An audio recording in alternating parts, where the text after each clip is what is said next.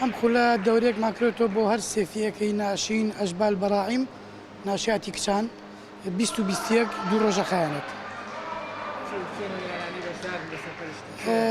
یەکێتی تۆ بیسەر مێزی سلەیمانی ئەم دەورێمان بۆ کردنەوە ئەمە پێنجەمین دەورێ بۆیان بکەینەوە بەزە بە خاتی یاریزانەکان 4 نەدیا بەشدارە ئاشتی سلەیمانی پێشمەرگە ئەفرۆدێت